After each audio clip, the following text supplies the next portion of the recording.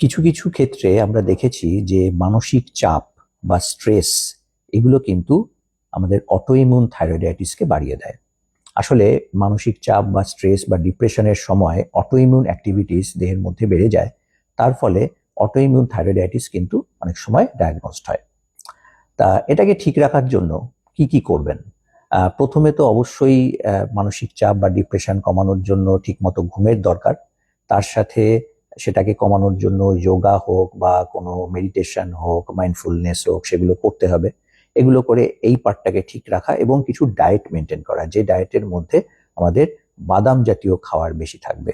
যেমন আমাদের কাজু বাদাম বা আখরোট বা পিস্তা, এই যে জিনিসগুলো, এগুলো কিন্তু আপনি খেতে পারেন, যেগুলোর মধ্যে সেলেনিয়াম কন্টেন্ট অনেক বেশি থাকে। সেলেনিয়াম কিন্তু এমন একটা দরকারি পদার্থ যেটা কিন্তু আমাদের থাইরয়েড গ্রন্থির অ্যাক্টিভিটির জন্য ভীষণ দরকার।